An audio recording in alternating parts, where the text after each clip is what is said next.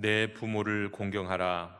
그리하면 내 하나님 여호와가 내게 준 땅에서 내 생명이 길리라. 하나님은 영이시니 예배하는 자가 영과 진리로 예배할지니라. 아멘.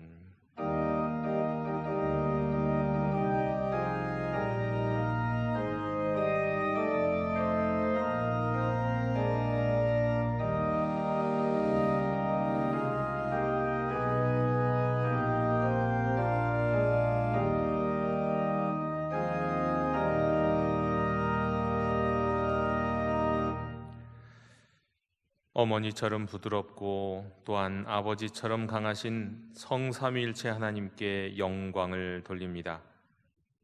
독생하신 예수님, 주님은 어머니와 같이 주의 백성을 주께로 모으셨고, 독생자 예수 그리스도를 낳으신 하나님, 주님은 어머니가 자기 자녀들에게 하듯 저희들을 부드럽게 대하시며, 또한 아버지가 기뻐하는 아들을 징계하듯 저희를 꾸짖고 가르치셨습니다.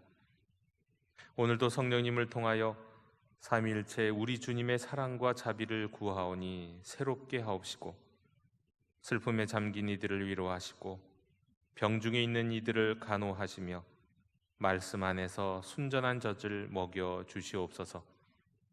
위하여 죽으시고 부활하심으로 저희로 새로운 존재 되게 하신 예수 그리스도 이름으로 기원하옵나이다. 아멘. 다 함께 자리에서 일어나셔서 오늘 이곳에 계신 성령님을 찬양하시겠습니다.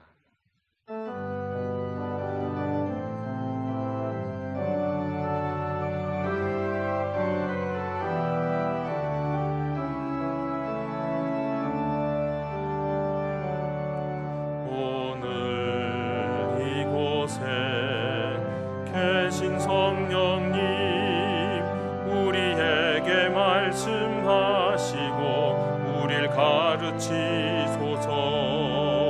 닫힌 우리 맘 열어주시고 주의 빛으로 밝혀 우릴 인도하소서. 주님보다 앞서지 않고 겸손하게 주님의 말씀 기다리니 주님 손에 우릴 드립니다. 사랑으로 인도하소서.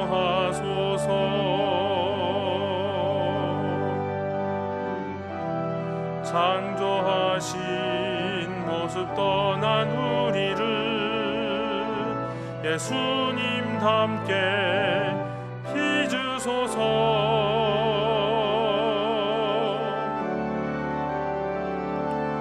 주님보다 앞서지 않고 겸손하게 주님의 말씀 기다리니 주님 손에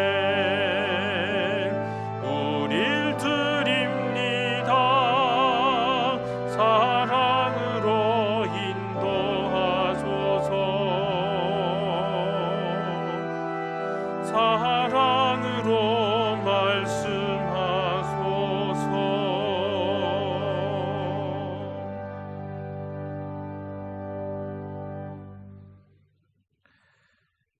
우리의 어버이 되신 하나님, 주께서는 내 부모를 공경하고 너를 낳은 어머니를 기쁘게 하라 명하셨습니다.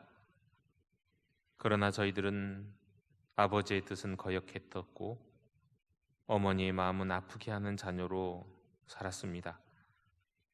바쁘다는 핑계로 혹은 형편이 어렵다는 이유로 늙으신 부모님을 찾아뵙지 못할 때가 많았습니다. 부모의 마음에는 온통 자식 걱정뿐이었건만 자식인 저희들의 삶의 부모님은 너무도 존재감이 없었습니다.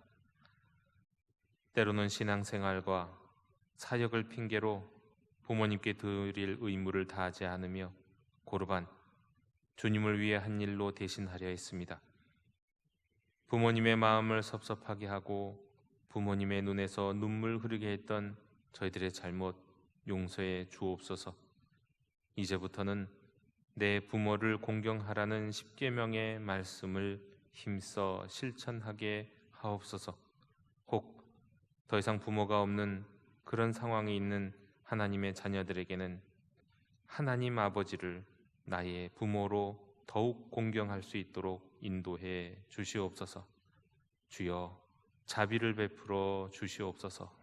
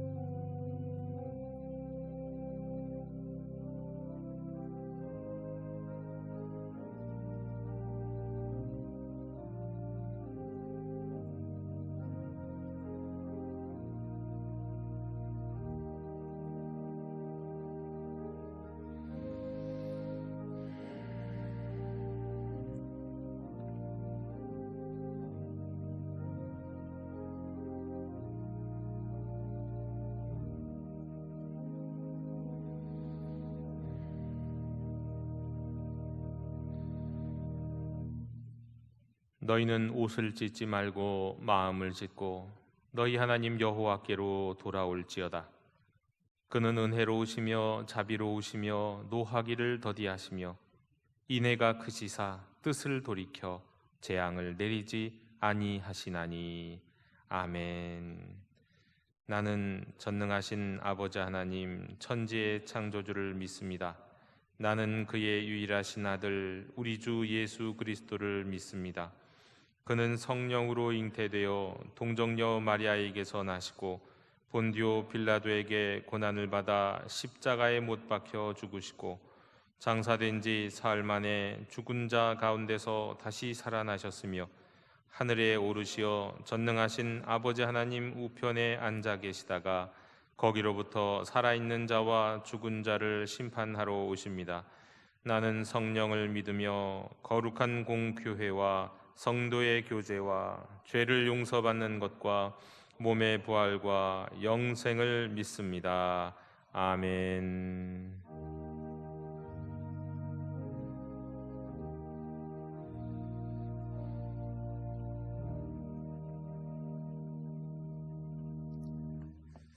다 함께 자리에 앉으셔서 성시교독 98번을 교독하시겠습니다.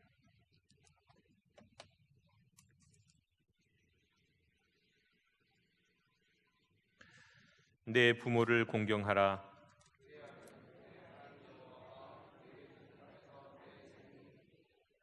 내 아들아, 내 아비의 훈계를 들으며 내 어미의 법을 떠나지 말라.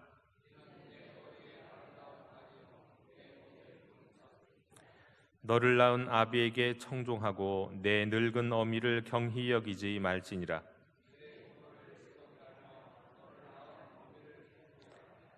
자녀들아, 주 안에서 너희 부모에게 순종하라. 이것이 옳으니라.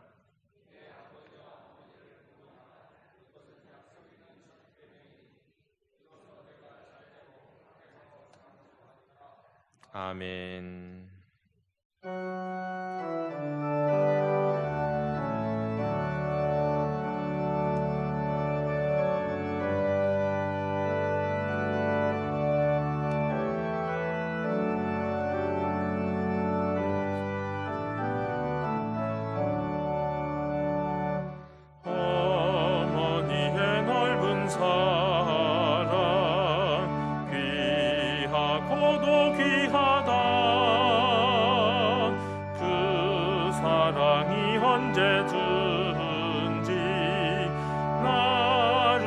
감사줍니다.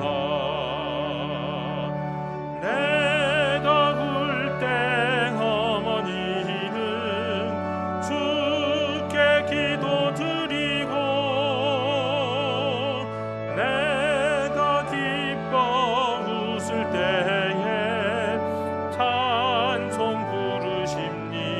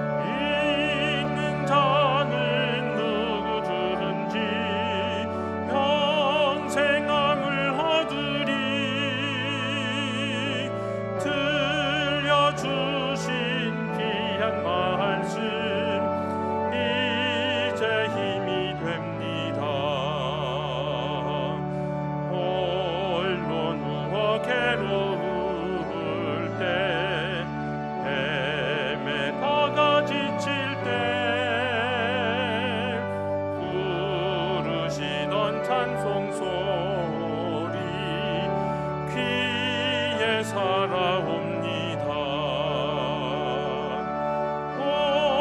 온유한 샘을 하고 황무지에 굽히니 예수님과 동행하면 두려울 것 없어라. 온유하고 겸손하며 올바르고 굳세게 어머니의 뜻 받들어 보람 있게 살리라. 풍파많은 세상에서 선한 싸움 싸우다 생명신에 흐르는 곳 길이 함께 살리라.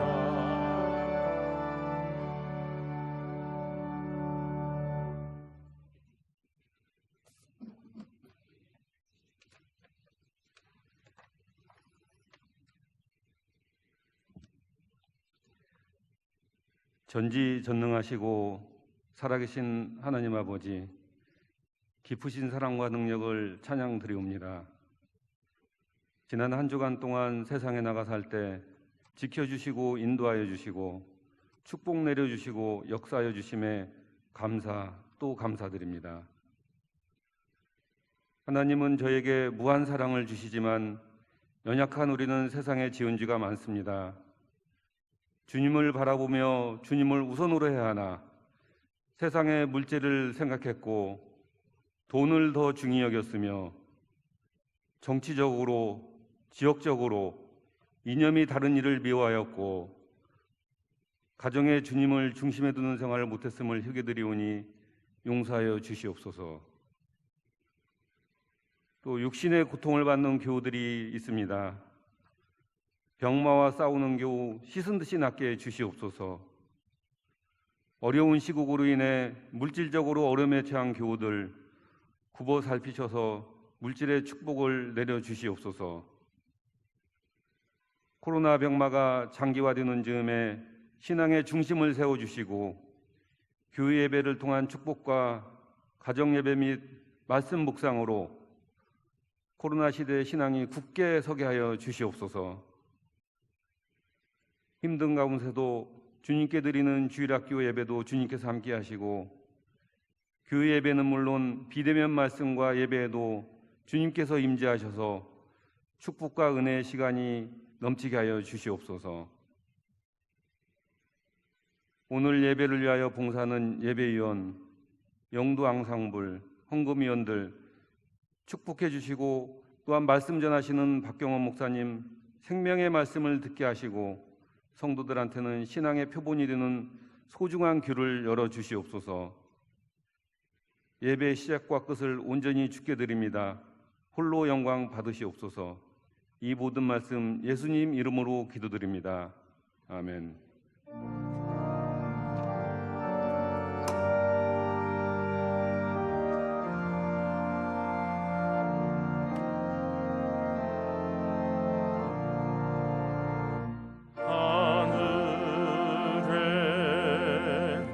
계신 아버지 이름 거룩하사 주님 나라 임하시고 뜻이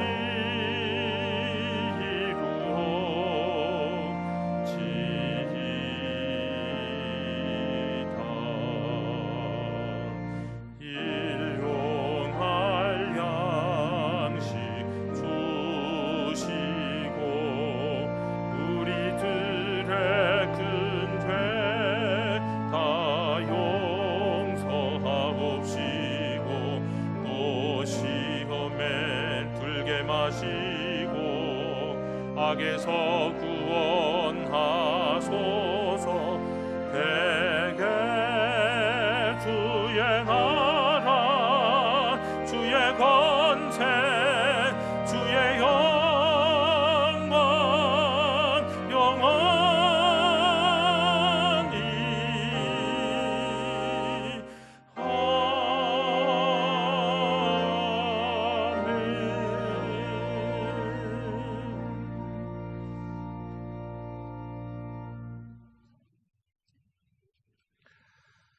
교회 소식을 전해드리겠습니다. 오늘은 부활절 6번째 주일, 어버이 주일로 지킵니다.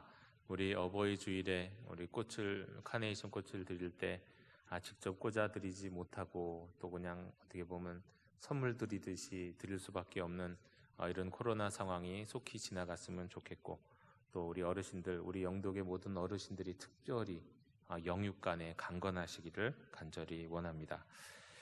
우리가 정부 방역 지침에 따라서 지금 예배를 계속 드리고 있는데요. 우리 1부 예배와 2부 예배는 비교적 자리가 매우 넉넉합니다. 굳이 신청하지 않으시고 오셔도 되겠습니다.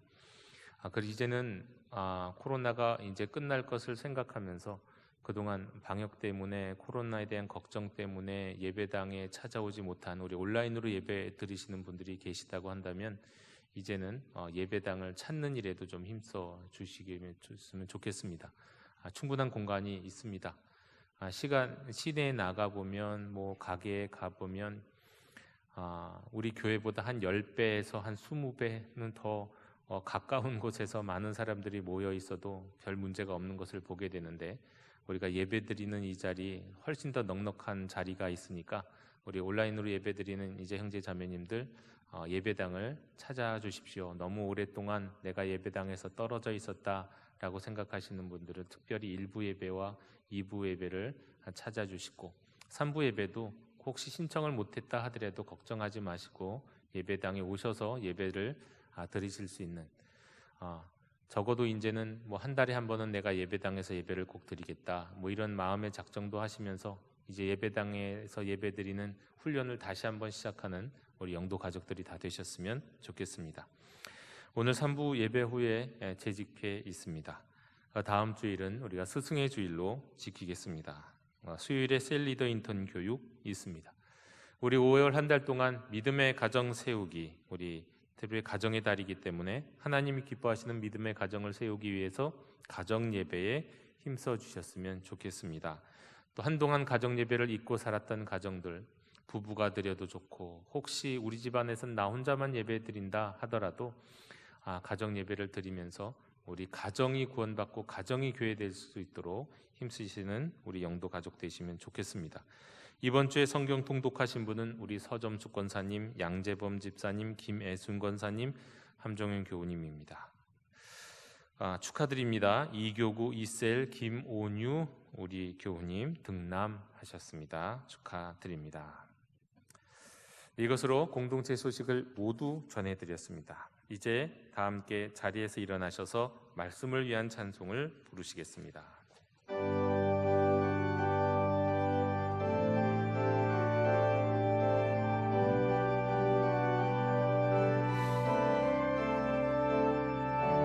말씀하소서 여호와여, 온 맘 다하여 듣겠나이다. 성령 하나님이여 평화 내려 주소서. 듣겠나이다.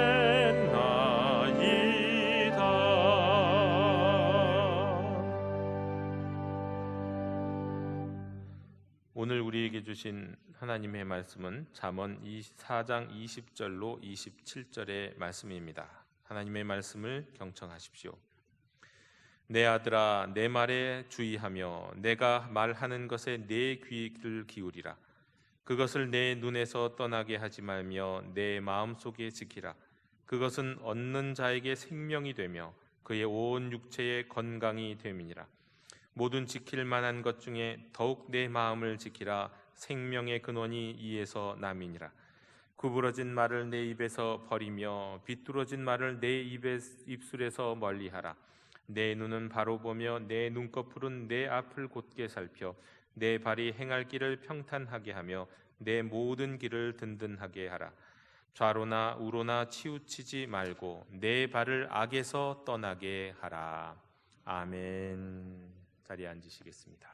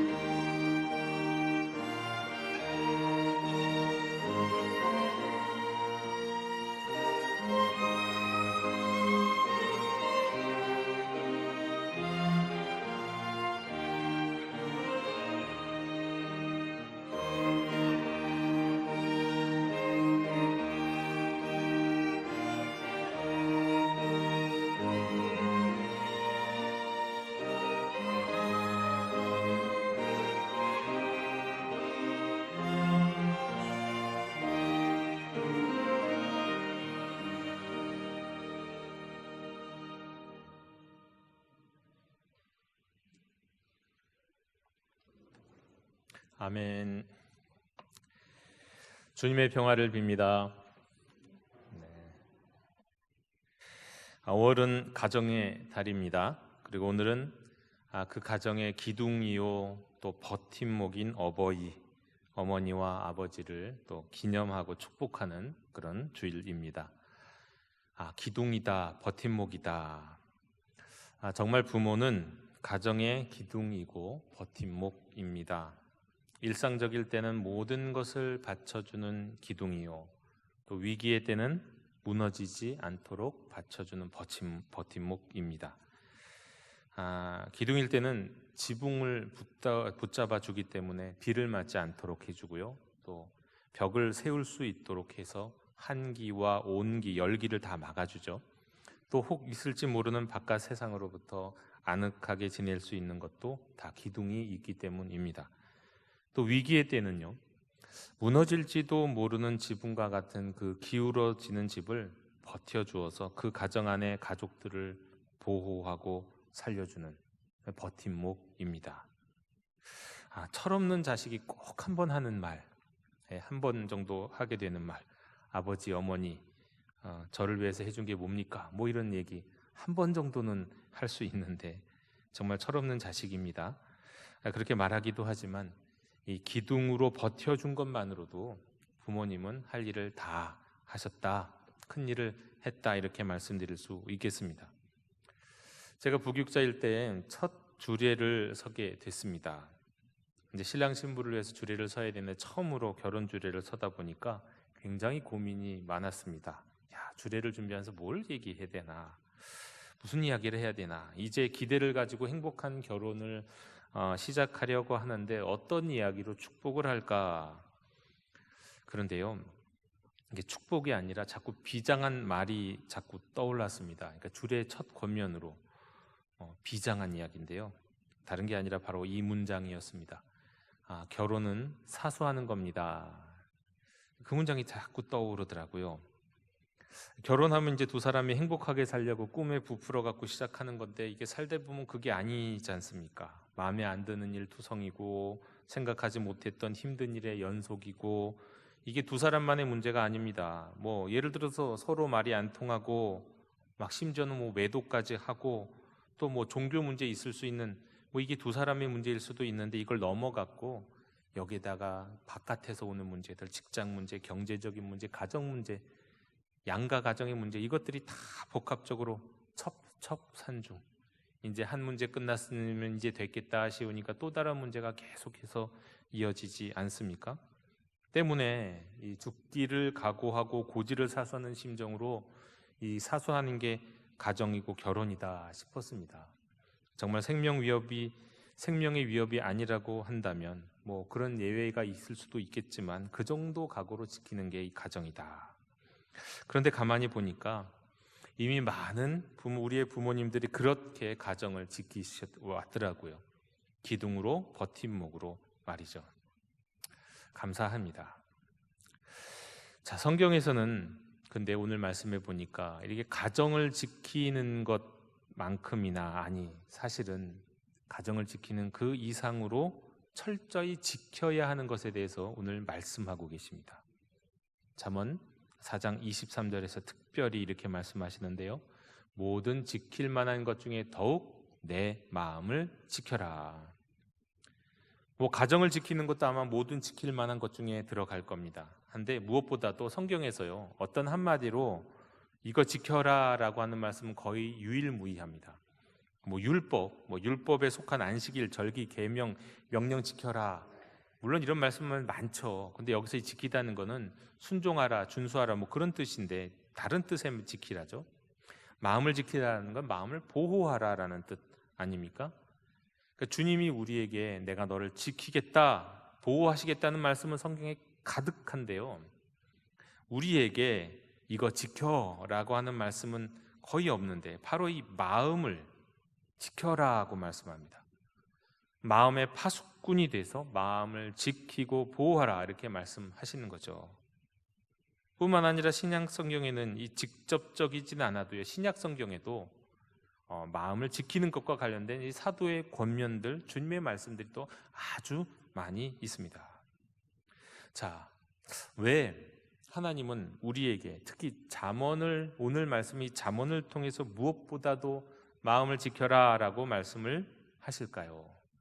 이 마음을 지키는 게 어떤 의미가 있길래 그런 걸까요? 그러기 위해서는 일단 마음이 뭐냐? 마음이 어디 있느냐부터 살펴볼 필요가 있겠습니다. 사실 구약 성경에는요, 처음부터 추상적인 의미를 띠는 단어는 별로 없습니다. 거의 대부분의 단어는요, 아주 직접적인 거에서 시작돼요. 그러다가 나중에 그게 이제 추상적인 의미로 발전합니다. 예를 들어서 오늘 우리에게 지키라고 말씀하신 이 마음, 히브리어로 레브인데요. 이건 원래 의미는 심장이란 뜻이죠. 염통, 심장. 근데 그 단어가 오늘날의 마음의 의미를 담게 됐습니다. 왜 이 마음으로 바뀌었을까요? 심장이. 마음의 의미를 담게 됐을까요? 우리가 쉽게 추측할 수 있는 것들이 있죠. 일단 마음이 정말 괴롭고 힘들면 우리가 뭘 느낍니까? 심장이 쪼그라드는 것을 느끼는 분들 계시잖아요. 또 마음이 긴장되면 뭘 느끼는가요? 심장이 두근두근 되는 것을 느낍니다. 여기에서부터 여기에 마음이 있구나. 여기서 시작한 것이 사람의 가장 깊은 내면, 사람의 아주 본질적인 중심, 그리고 막 결단, 의사를 결정하는 자리, 거기에 이제 마음이 있다고 이제 말할 때 이 단어를 사용하기 시작했습니다. 이 마음이라고 하는 것은 사랑을 뜻하기도 하고요, 양심을 뜻하기도 하고 생각하는 자리이기도 합니다. 그러니까 마음이, 히브리인들이 생각하는 마음은 감정만이 아니에요. 여기는 생각하는 자리이기도 해요. 그래도 이 마음은 하나님과 만나는 곳이기도 합니다. 신약 성경에는 하나님의 영 그리스도가 계시는 곳이 어디냐? 이 마음이라고 말씀합니다. 다시 말해서 성경에서 이 마음은요, 감정, 생각, 이게 다 이루어지는 곳이요, 영이 있는 곳이기도 한 거죠. 자, 그러면 마음이 어디 있는지 아셨죠? 또 마음이 뭔지 아셨죠? 그러면요, 이 마음은 어떻게 움직일까요? 여러분, 마음이 어떻게 움직인다고 생각하세요? 여기에는 제가 아주 최신 심리학적 이론으로 마음이 어떻게 움직이는지 설명을 드리기를 원합니다. 조너선 하이트라고 하는 테드 강의를 통해서 아주 유명해진 세계적인 도덕 심리학자 있습니다. 그가 우리말로 쓴 책, 번역된 책 가운데 이제 바른 마음이라고 하는 책이 있는데요. 이 책은 벽돌책이라고 합니다. 벽돌책 아세요? 두꺼워 갖고요, 딱 베개로 쓰기 좋은 그런 책입니다. 던지면요, 이거 맞으면 아주 아프죠. 벽돌책도 두꺼운 책이라는 얘기예요. 읽을 거리가 아주 많습니다. 그런데 그 가운데서도 그는 한 대표적인 이미지를 통해서 우리의 마음이 어떻게 움직이는지를 보여줍니다. 특별히 도덕적인 판단을 할 때 우리의 마음은 이렇게 움직인다 하면서 이 그림을 보여주는데요. 자, 코끼리 위에 타고 있는 이 사람, 기수라고 하겠습니다. 자, 코끼리와 그 위에 있는 기수, 이게 우리의 마음이에요. 여러분, 인간의 마음은 크게 두 부분으로 구성이 된다고 말합니다. 그 모습은 기수가 마치 코끼리 등에 올라타고 있는 것과 비슷하죠. 기수는요, 우리가 흔히들 생각하는 생각, 이성, 추론, 이런 거라고 부를 수 있고요. 그 아래 코끼리는 직관, 때로는 이걸 감정이라고 부를 수도 있을 것 같습니다. 그런데 문제는요, 기수가, 즉 이 생각이나 이성이 이 아래에 있는 커다란 코끼리를 통제하는 것 같은데 그게 아니더라는 거예요. 반대예요. 오히려 코끼리가 방향을 결정하고 기수는 시중을 들어주더라는 겁니다. 다시 말해서 우리가 어떤 생각을 하고 판단을 할 때, 결정을 할 때요, 직관이 먼저예요. 그리고 그 직관을 따라가는 게 추론이에요. 기수가 타고 있는 코끼리가 길을 갈 때 우리가 대충 예상할 수 있는 거, 기수가 이쪽으로 가자 그러면 코끼리가 이쪽으로 가고, 이쪽으로 가자 그러면 이쪽으로 가야 할 것 같잖아요. 근데 그게 아니라 실은 코끼리가 길을 가다가요, 반사적으로 먹을 것이 있으면 고개를 돌려서 코끼리가 막 이쪽으로 향해요. 그러면요, 그 등에 탄 기수는 어떻게 할까요? 코끼리가 돌린 방향을 향해서 사람들이 수긍할 만한 이유를 그때부터 찾아요. 기수가 강하다라고 생각해 왔지만 실은 코끼리가 더 강하다는 거예요. 이것이 우리 인간의 도덕적 판단의 과정이라고 하는 겁니다. 말하자면 직관적으로 먼저 판단을 딱 내리고 결정을 해놓고 거기에 맞게 나의 이성으로 합리화시킨다는 얘기예요. 코끼리 위에 올라탄 기수는요, 우리가 인식할 수 있는 의식적 추론 능력이라고 말할 수도 있는데, 이건 사실 우리의 정신 과정의 한 1%에 해당되는 겁니다. 그리고 밑에 코끼리, 이게 99%에 해당돼요. 이건 우리 인식 밖에서 일어나고 있는 거예요. 우리가 보통 무의식이라고도 얘기하는 거죠. 그런데 이 무의식이 사실 우리의 행동의 대부분을 지배하는 거죠. 이게 사실 보면 1차 세계대전 때 이후에 독일 국민들이 히틀러에게 넘어간 이유를 생각해 볼 수 있습니다. 또 공산당의 선동에 넘어간 사람들의 그런 것들을 생각해 오늘날에도 유튜브에 가득한 음모론에 쉽게 넘어가는 이유들도 여기서 찾아볼 수가 있어요. 마음으로 이미 딱 정해놓고 마음은 이미 거기가 있고 거기에 합당한 이론들과 또 판단들을 만들어가는 거예요. 합리화시켜가는 거죠. 우리 인간들이 사실 우리가 판단하고 이것이 옳다, 그르다, 나는 이것이 옳다, 심지어 정치적으로도 나는 이 당이 좋아, 가만 생각해보면 다 이런 과정을 통해서 이루어진다고 하는 겁니다. 그렇다고 해서 우리 마음에 있는 그 기수라는 게요, 코끼리에게 시중만 드는 하인처럼 그렇게 무조건만 따라가기만 하는 건 아닙니다. 이 조너선 하이튼 그렇게 말을 하는데요, 고객을 위해서 일하는 변호사 같다라고 얘기해요. 그러니까 변호사는요, 고객에게 도움을 주기 위해서 최선을 다하긴 하는데 변호사가 항상 고객의 뜻을 따르진 않잖아요. 고객이 불가능한 요구를 한다거나 또는 고객이 자신 제 살 깎아먹는, 그러니까 사실 자신의 재판에 불리한 일을 스스로 행하려고 할 때는 변호사가 또 그걸 막지요. 네. 그러니까 코끼리가 기수보다 훨씬 힘은 세지만 그렇다고 또 절대 권력은 아니다. 그게 바로 우리 마음에서 이루어지고 있는 일이라는 거예요. 자, 이렇게 마음이 코끼리와 기수의 그림처럼 움직인다는 사실을 알았다면, 자, 그럼요, 성경이 말씀하는 이 마음을 지킨다는 건 도대체 그럼 무슨 뜻일까요? 어떻게 마음을 우리는 지킬 수 있을까요? 여러분, 이 마음을 철통 수호하는 거, 이게 마음을 지키는 걸까요? 그건 아닐 겁니다. 왜냐하면 그러면 한 번 악인은 영원히 악인이 될 수밖에 없잖아요. 악인이 마음을 지키는 거면 내 마음이 아직 충분히 선하지 않은데, 또 우리가 기본적으로 선하게 태어나지 않았는데 뭘 마음을 지킵니까? 수호하는 거, 단지 수호하는 거 아니잖아요. 그렇다면 성경에서 마음을 지키라고 할 때 그 어떤 의미일까요? 성경에 있는 다른 말씀을 통해서 한번 찾아봅니다.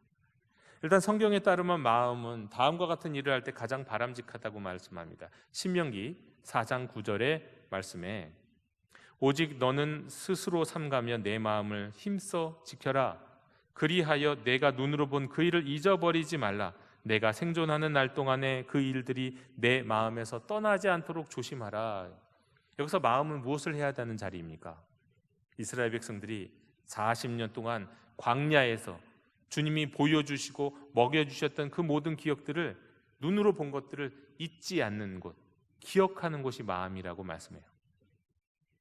신명기 5장 29절에 다만 그들이 항상 이 같은 마음을 품어서 나를 경외하며 내 모든 명령을 지켜서, 여기서 우리가 품어야 할 바람직한 마음은 뭐냐? 기본적으로 하나님을 경외하는 마음이 있어야 되는 거예요. 그 마음에는요, 하나님을 경외하는 마음. 신명기 6장 쉐마의 말씀이죠. 여기서는 오늘 내가 네게 명하는 이 말씀을 너는 마음에 새기고, 여기서 이 마음도 어떤 것입니까? 말씀을 새기는 곳이 마음입니다. 그러니까 이 모든 것들을 이 말씀 외에도 다양한 말씀들을 찾아보면 마음이 무엇을 해야 하는 곳이냐 하면 그 마음은 기억하는 것입니다. 한마디로 기억하는 것입니다. 하나님이 행하시는 것을 기억하는 것이요, 하나님의 말씀을 기억하는 것이 마음이에요. 그것도 그냥 기억하고 그냥 간직하는 게 아니라요, 하나님을 경외하는 마음으로 말씀을 기억하고 행하시고 보여주신 것을 기억하는 것, 그것이 마음입니다. 요즘 학원이나 학교 선생님들이 종종 하시는 말씀 중에 뭐가 있냐면요, 요즘 아이들이 예전 아이들보다 까먹는 속도가 빠르답니다. 뭘 가르치잖아요. 그럼 까먹는 속도가 옛날보다 빠르대요. 근데 가만히 들어보니까 이건 아이들만의 문제는 아니에요. 그 일을 생각해 보면 그랬을 것 같아요. 장기 기억이 필요 없는 시대가 돼버렸어요. 오랫동안 기억해야 될 거 찾으면 되는데 뭐 빨리 찾으면 되지. 인터넷으로 검색하면 되고요. 그러니까 뭐 오래 기억해야 할 필요 없죠. 저만 해도 전화번호를 지금 외우는 게 몇 개가 되지 않습니다. 자꾸 까먹어요. 왜냐하면 그냥 이름 치면 나오니까, 이름 부르면 나오니까. 이제 기억할 필요가 없잖아요. 예전에 운전해서 어디를 가려고 하면요, 지도를 한 2장 정도 외우고 갔어요. 어디에서 좌회전, 어디에서 우회전 몇 개를 머릿속으로 딱 외우고 지도들도 그냥 머릿속으로 외우고 운전하려고 갔어요. 그런데 요즘은 늘 가는 것도 내비게이션 켜고 갑니다. 자, 이게 보십시오. 요즘 시대가 우리의 기억을 자꾸 빼앗아 가거든요. 그런데 성경에서는 우리의 마음이 무엇을 해야 하는 곳이냐고 말씀하냐면, 다른 건 까먹어도요, 하나님의 말씀은, 하나님이 우리에게 보여주신 것은 기억하라고 말씀합니다. 기억하라. 여러분, 그 기억하는 것이 우리의 마음을 지키는 거예요.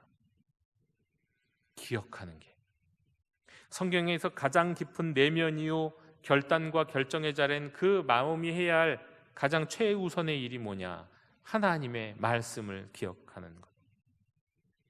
지난 금요일 골방기도에서 간증하신 분이 윤치영 목사님이라는 분인데요, 호주에서 탈선 여학생을 도우려다가 납치 폭행범으로 몰려가고 교도소에서 2년이나, 정말 그 호주의 교도소에서 2년이나 들어가서 감방 생활을 한 분입니다. 근데 거기에서 그분이 들어간 이후에 굉장한 성령의 역사가 많이 나타나게 됐죠. 근데 그분이 이 신앙을 어떻게 표현하냐면 이렇게 표현합니다. 신앙은 등 돌리고 노를 짓는 카누와 같다. 배를 노를 절 때 어떻게 지면 등을 향해서, 앞을 향해 등을 지고는 노를 젓잖아요. 그것처럼 카누와 같다. 카누와도 같은데 뒤를 돌보면서 가는 것처럼 미래가 어떤지는 잘 몰라도 하나님이 행하신 내 과거, 내가 뒤를 보면서 노를 저으니까요, 그 하나님이 행하신 과거를 믿고 살아가는 게 신앙이다. 그렇게 얘기를 하시더라고요. 결국 과거를 기억해야 되는 거예요. 믿음이라는 건 다른 게 아니라 내가 지금까지 걸어온 길을 기억하는 것에서부터 시작이 됩니다. 우리 마음이 이성과 감성이 있고 추론과 직관이 있는 그 기수와 코끼리가 있는 그 마음이 모두 하나님의 말씀을 묵상함으로 기억하는 것, 거기에서 마음을 지키는 게 시작되는 겁니다. 그래서 결국 우리 묵상이라는 게 뭐냐, 여기서도 묵상을 우리가 이해할 수 있습니다. 묵상은요, 그 말씀이 마음에, 그 중에서도 코끼리에게까지도 내려가게 하는 거, 그렇게 붙드는 게, 그게 묵상이에요. 그러니까 우리는 말씀 묵상하면 매일 묵상하는 거 되게 소중하게 생각하고 중요하고 당연한 것이지만, 사실 날마다 다른 말씀을 묵상할 필요는 없어요. 날마다 말씀을 묵상하는 건 중요한 것이로되 똑같은 말씀을 묵상할 필요는 없어요. 꼭 그래야 한다는 강박관념에서 벗어날 필요가 있습니다. 실은 일주일 내내 같은 말씀 묵상해도 돼요. 매일 새로운 말씀 묵상하는 게 능사가 아닙니다. 왜냐하면 내게 주신 말씀이, 내가 기억하는 말씀이, 그 말씀을 자꾸 기억함을 통해서 내 머리에 해당되는 기수뿐만 아니라 코끼리에게도 변화를 줄 수 있어야 되거든요. 코끼리에게도 그 말씀이 젖을 수 있도록 말씀을 한 말씀도 오래 붙들고 묵상하는 거 굉장히 중요합니다. 정말 묵상은요, 우리의 생각을 바꾸는 것에서 그쳐서는 안 됩니다. 말씀이 우리의 가슴에 내려와서 가슴을 고치고 적시도록 내 생각과 가슴, 기수와 코끼리를 다 그 말씀 앞에 내어놔야 돼요. 아니, 말씀이 우리 인생에, 우선은 우리 마음에 들어오셔갖고 우리 마음의 주인 자리에 딱 앉으시고는, 우리 마음의 코끼리와 기수는 다 그 중심 자리에 앉으신 그 말씀 앞에 무릎을 꿇고 코끼리와 기수가 다 함께 경청을 하도록 해야 하는 겁니다. 그리고 그 자리에서 말씀의 지혜를 향해 묻고 주님과 교제하는 거, 이게 묵상인 겁니다. 그러니까 묵상이 말씀에서 샘솟는 기도가 될 때 이게 가능한 거죠. 그래서 말씀으로 충분히 기도해야 합니다. 말씀으로 충분히 기도해야 된다. 그러니까 말씀으로 충분히 기도하는 걸 뭐에 비교할까요? 이것 역시 학생들과 비교하면 이렇게 얘기할 수 있습니다. 요즘은 중고등학교 학생들이 특별히 다른 거는 모르겠는데요, 수학을 공부하는 데 있어서 선행을 하지 않는 경우가 거의 없습니다. 내가 중학교 3학년인데 중학교 3학 수학하는 경우는 거의 없어요. 적어도 1년이든지 뭐 2년이든지 심지어 저 강남의 유명한 동네는 기본적으로 초등학교 6학년 때 고등학교까지 수학까지 해야 된다고 믿는 동네도 있어요. 그런데 그렇다고 그렇게 막 수학을 미리 앞서서 열심히 공부해 놓는다고 해갖고 정작 고등학교 가갖고 수학 실력이 좋으냐? 별로 그렇진 않아요. 왜냐하면 진도에 맞춰서 숙제를 급급하게 해내기 위해서 아이들이 막 그냥 수학을 해내기 때문에 수학 실력이 늘질 않는다는 거예요. 수학 실력이 늘려면 어떻게 해야 되냐면 직접 자신이 어려운 문제를 시간을 들여서 푸는 습관을 가져야만 수학 실력이 늘어요. 빨리빨리 숙제하고 막 답 맞춰가고 해결해나고 그래갖고 수학 실력 느는 게 아니라는 거예요. 그런 습관이 있는 사람들은 평생 공부해도 별로 수학 잘하지 못합니다. 자기가 어려워도 30분이건 1시간씩 붙들고 머리 꽁꽁 헤매고 그렇게 공부하던 것이 쌓이면 수학의 대가가 되는 거죠. 그러니까 수학 공부에서도 중요한 건 충분히 시간을 들여서 어려운 문제를 풀어내라. 이것이 중요한 겁니다. 묵상도 마찬가지예요. 묵상도 날마다 빨리빨리 그날의 말씀 묵상하고 나 오늘 말씀 묵상했다. 하루 시작해야지. 그게 중요한 게 아니라는 거예요. 묵상이 우리 마음에 하나님의 지혜를 채우도록 우리의 머리로는 하나님이 어떤 분이신지 우리에게 주신 교훈이 무엇인지 발견했다면 이제 발견한 그 하나님 우리에게 주시는 교훈을 하나님과의 대화의 소재로 삼아서 충분히 기도할 때 그때 우리 속에 있는 코끼리도 변화가 되는 겁니다. 그리고 그 기도 속에서 하나님이 임재 가운데 거할 때 그 말씀 묵상은 지혜가 되고 우리는 그 지혜 속에서 생명을 길어 올리게 되는 겁니다. 충분히 기도하는 거. 묵상의 고수가 있다면요 다른 차이에 있지 않습니다. 말씀 속에서 뭔가 새로운 것을 발견하고 깨닫는 게 묵상의 고수가 아니에요. 묵상의 고수는 말씀을 갖고 충분히 기도하는 사람입니다. 또한 오늘 말씀은요 생명의 근원이 바로 그 마음에서 난다고 말씀합니다. 잠언 3장 18절에 보면 지혜는 그 얻은 자에게 생명나무라 말씀합니다. 즉 지혜는요 아담이 실낙원했을 때요 에덴 동산에서 쫓겨났을 때 무엇으로부터 금지를 당했습니까? 생명나무를 접근하는 걸 금지당하잖아요. 그 에덴 동산의 생명나무와 같대요. 지혜가. 역사 이래로 그래서 에덴 동산이 실제로 어디 있느냐라고 하는 것을 찾았던 사람들이 꽤 많이 있었습니다. 주로 이란과 이라크 사이에 있다느니 그걸 누가 알겠습니까? 그런데 그 에덴 동산을 찾으려고 했던 사람들은 사실은 뭘 찾으려고 한 걸까요? 에덴 동산에 있는 생명나무를 찾고 싶었던 거예요.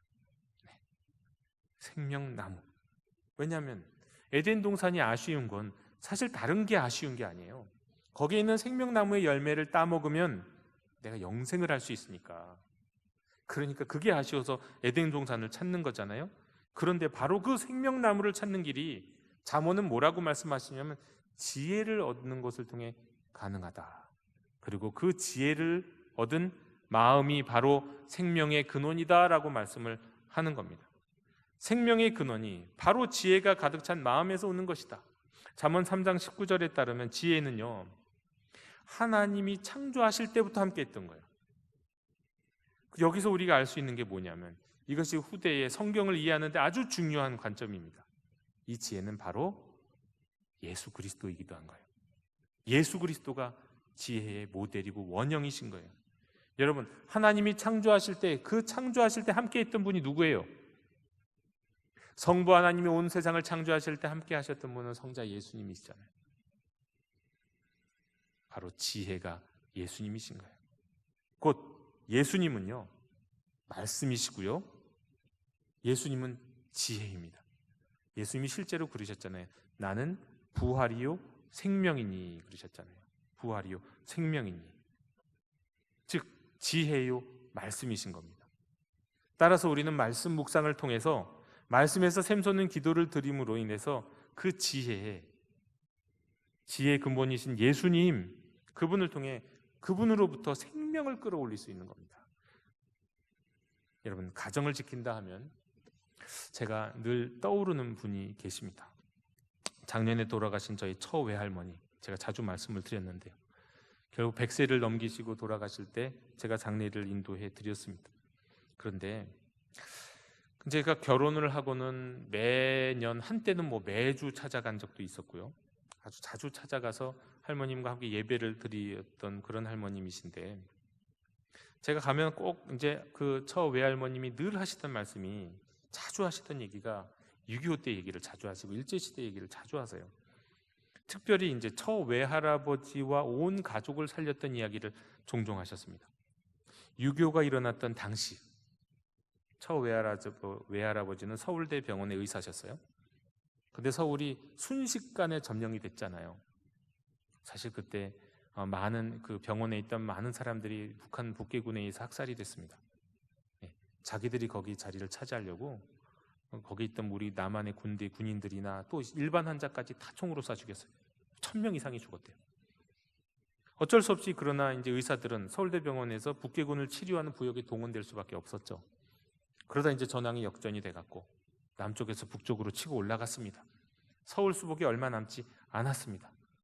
이때 서울대병원의 의사들은 모조리 북송하게 될 계획이 알려졌어요. 넌지시 알려졌어요. 따라서 병원 의사들은 이제 꼼짝도 못하고 병원을 나가지도 못하고 거기에서 이제 치료하면서 이제 북송될 날만 기다리고 있는 상황이었습니다. 그때 처 외할머니가 기지를 발휘하고 용기 있게 담대하게 이렇게 했습니다. 이제 병원으로 찾아가 갖고는 북괴군의 간부쯤 되는 누구인데 담당자를 찾아가서 이렇게 얘기했어요. 지금 우리 시아버지가 숨 넘어가기 직전이십니다. 한 번만, 아들 얼굴 한 번만 보기를 원한다고. 사실 거짓말이죠. 그렇게 이야기를 하셨어요. 그러니까 그 담당자가 처 외할아버지 박 씨였어요. 박동지, 내가 박동지 믿습니다 하고는 빨리 갔다 오시오 그랬나 봐요. 그리고는 그 박동지가 병원에서 딱 나오자마자 그 길로 미리 준비하고 있던 가족들하고 그대로 남쪽으로 도망을 갔어요. 이것 때문에 살았습니다. 네. 당시 서울대병원 의사들은 모조리 다 북송됐어요. 오직 유일하게 처 외할아버지 한 분만 남았어요. 이 처 외할머니의 이 기지와 용기로 남편을 살렸고요. 그리고 가정도 살렸어요. 전 이야기를 들을 때마다 야, 가정을 지킨다는 게 뭐냐. 그냥 딱 붙들고 자리 지키는 것 이것만이 아니라 여기서 사실은 한 발자국 더 나가야 하는 거구나. 가정을 지키기 위해선 적극적인 행동이 필요한 거구나. 이런 생각을 하게 됐습니다. 여러분, 가정을 지키는 게요, 이렇게 가만히 사실은 버티고만 있는 거, 기다리고만 있는 게 아닌 것처럼요, 마음을 지키는 것도 마찬가지입니다. 마음을 지키는 것도 문 잠그고 있는 게 아니에요. 단지 우리가 세상에서 세상 사람들과 만나면서 세상의 이야기들을 듣고 그 영향을 받는데 문 잠그고 있는다고 되냐고요. 그게 되는 게 아니에요. 오히려 세상에 나가고 세상 사람들과 어울리고 부딪히는 가운데서도 우리가 마음을 지키고자 한다면 지혜의 말씀으로 다가오시는 예수 그리스도 앞에 우리의 마음문을 날마다 열면서 그 말씀을 경청하고 그 말씀을 묵상하고 그 말씀을 암송하고 그리고 날마다 그 말씀에서 샘솟는 기도, 충분히 기도를 드림으로 우리 안에 있는, 우리 마음에 있는 코끼리와 그 기수가 그 말씀 앞에 말씀을 경외하면서 말씀에 순종하도록 충분히 기도해야 하는 거죠. 그게 우리의 마음을 지키는 방식인 겁니다. 결국 우리가 마음을 지키는 방식은 간단하게 얘기하면 그거예요. 날마다 하나님의 말씀을 제대로 묵상하는 거, 그 말씀에서 샘솟는 기도로 그 말씀 앞에서 충분히 거하는 거, 그리고는 또 다시 세상으로 나아가는 거, 그것이 우리의 마음을 지키는 방법인 겁니다. 그때 오늘 말씀에 따르면 생명나무의 열매를 맺게 된다는 거예요. 그 말씀 속에서 샘솟는 기도 가운데 예수 그리스도와 만나기 때문에 주님이 주시는 생명의 열매를 따먹게 되고 우리는 영생할 수 있다는 겁니다. 지금 이 시대는요, 코로나로 인해서 많은 사람들이 무기력함을 느끼는 시대입니다. 아까도 말씀드렸지만 제가 이제는 방향을 바꿔야 되겠다고 분명히 결단하게 됩니다. 어떤 분들은 코로나가 시작되고 여태까지 한 번도 예배당을 찾지 않은 분들이 계세요. 어떻게 그럴 수 있을까라는 생각도 들어요. 가게도 가고 슈퍼도 가고 음식점에도 가면서 학원에도 자녀들을 보내면서 어떻게 예배당에는 오지 않을까? 이게 제대로 된 신앙인가 하는 걱정이 듭니다. 이제는 많은 분들이 그렇게 하다 보니까 더 이상 온라인으로 예배드리다 보니까 예배당에서 예배드리는 게 귀찮아졌다는 이야기를 듣습니다. 이제는 심각한 상황에 이르게 되었죠. 이미 뭐 그렇게 된 지 1년도 더 됐습니다만. 그래서 이제 저도 방향을 바꿉니다. 그런데 여러분, 우리가 살아가고 있는 시대가 그렇습니다. 한국교회 많은 그리스도인들이 이렇게 예배도 신앙생활도 멀리하게 되면서 믿음이 멀어지고 신앙이 얕아지다 보니까 아예 생기를 잃고 살아가는 사람들이 너무나도 많아졌어요. 삶의 생명력을 잃고 살아가는 사람, 우울하다고 말씀하는 사람이 너무너무 많아졌습니다. 이런 시대에 우리 마음을 지키는 거 너무너무 중요합니다. 이 마음을 지키지 못하면 어떻게 될까요? 마음이 무너져 버리겠죠. 근데 이 마음을 어떻게 지키라고요? 말씀을 통해, 지혜이신 말씀을 통해 그 말씀을 묵상하고 그 말씀이신 예수님과 교제하고 충분히 말씀 안에서 기도함으로 거기에서 생명을 끌어올려 생명을 공급받아 살아가는 것, 그게 우리의 마음을 지키는 방법입니다. 우리 마음에, 우리 영도가족 여러분, 우리 마음에요, 지혜의 말씀이신 주님을 모시기 바랍니다. 그리고 그 주님과 사귀고 그 주님이 주시는 생명을 공급받으시는 여러분 되시기를 원합니다. 무엇을 통해서요? 하나님의 말씀을 묵상함으로 말미암아. 기도하겠습니다. 주님, 내 마음을 지키라고 말씀하시는 그 말씀을 기억하면서 우리가 묵상하는 삶으로 다시 한번 결단하기를 원합니다. 하나님의 말씀을 묵상하지 않으면 저희가 어디에서 생명을 공급받을 수 있겠습니까? 영생의 말씀이 여기 있습니다. 말씀을 묵상할 때 또 그 말씀 속에서 우리와 교제하고 사귀시는 주님이 우리 안에 계시기에 우리가 그 안에서 생명을 공급받고 무기력한 이 세상 속에서 생기 있게 영생을 누리며 살아갈 수 있음을 믿습니다. 주님, 저희 진실로 마음을 지키며 살아가기를 원합니다. 그저 마음을 굳게 닫고 살아가는 것이 아니라 날마다 말씀을 묵상하면서 오히려 세상에 나아가서 담대히 살아갈 수 있기를 원하오니 저희들에게 말씀을 통해 지혜를, 생명을 공급해 주시옵소서. 다시 한번 말씀 묵상의 삶으로 결단하는 우리 영도 가족들이 다 될 수 있도록 도와주옵시고, 이 결단을 통해 이 어려운 세상 속에서 마음을 지키며 살아가는 하나님의 자녀 되게 해 주시옵소서. 예수 그리스도 이름으로 기도하옵나이다. 아멘. 이 시간 응답의 찬송 286장 부르시며 봉헌하시겠습니다.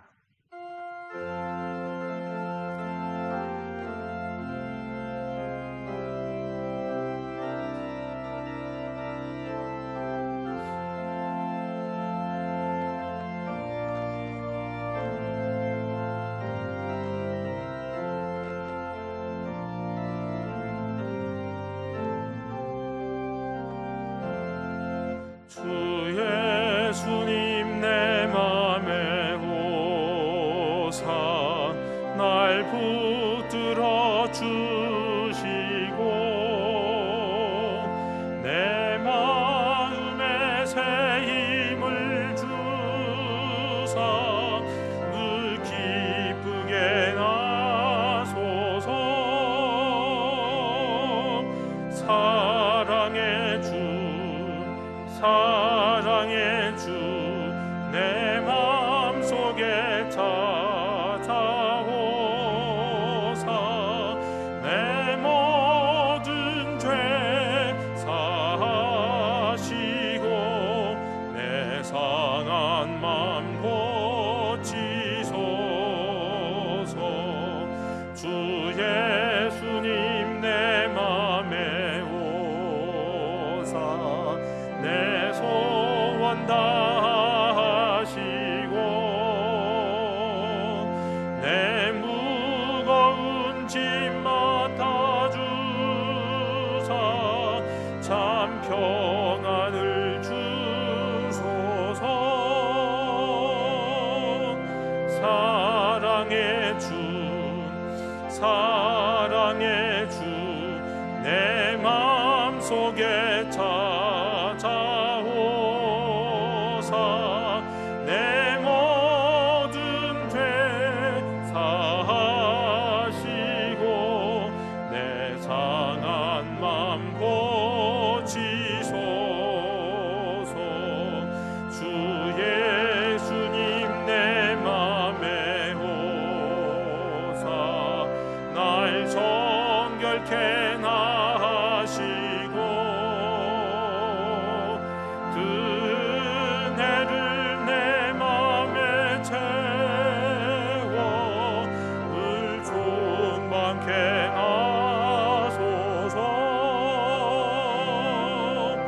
사랑의 주 사랑의 주 내 마음속에 찾아오사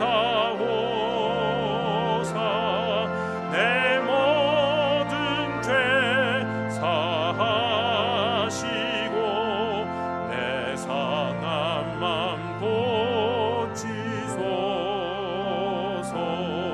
주 예수님 내 맘에 오사 내 길 인도하시고 주 성령을 내 맘에 채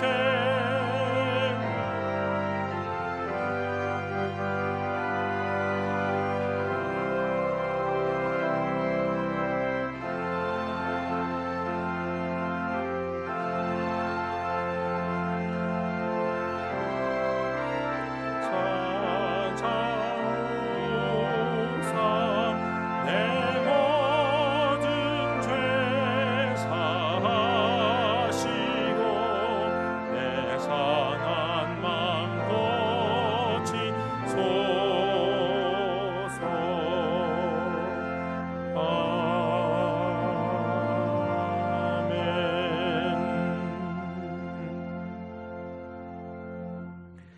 지혜의 말씀으로 또 거기서 샘솟는 사귐 속에서 생명으로 저희와 함께 하시는 주님께 감사드리오며 사랑 담은 예물과 헌신을 드립니다. 받아 주시옵소서. 자녀들의 선물보다 얼굴 보기를 원하는 부모님의 심정으로 저희의 예물을 받으실 주님께 예물 이전에 사랑을, 들은 말씀에 대한 응답과 결단을 주님 얼굴 배우며 드리기 원하오니 이 시간 주님의 얼굴을 비춰 주옵시고 흠양해 주시옵소서. 가정의 달이오니 모든 부모와 자녀들, 먼데 있거나 외로움 가운데 있거나 병상에 있는 주의 자녀들을 부드러운 음성과 손길로 어루만져 주옵시고 위로해 주시옵소서. 드리는 물질과 헌신 모두를 하나님 나라를 위해 사용해 주시옵소서. 감사드리며 예수님 이름으로 봉헌기도 드리옵나이다. 아멘. 다 함께 자리에서 일어나셔서 결단의 찬양을 함께 부르시겠습니다.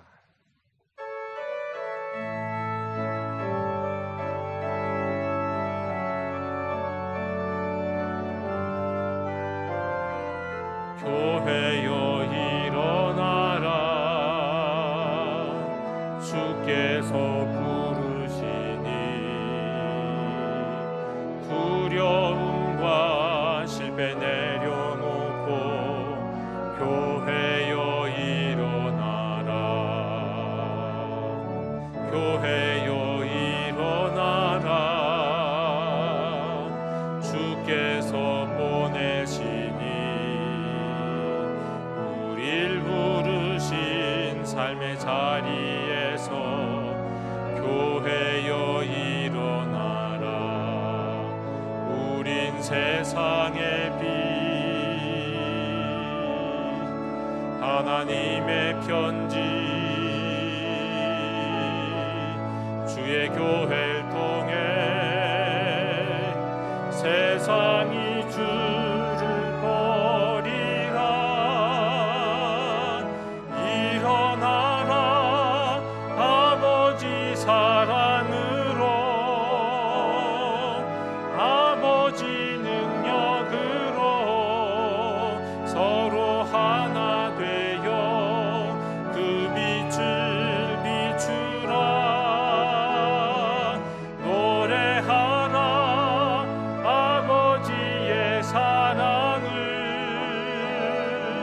아버지의 크심을 이 삶의 노래로 주님을 나타내라 일어나라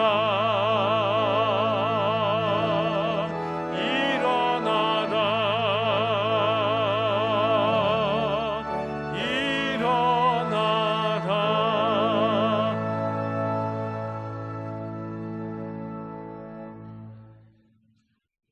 지금은 주 예수 그리스도의 은혜와 평화가 하나님 아버지의 사랑과 진리가 성령님의 교통하심과 사귐이 무릇 마음을 지키기로 다짐하는 모든 하나님의 자녀들에게 영원토록 함께 계시기를 축원하옵나이다. 아멘.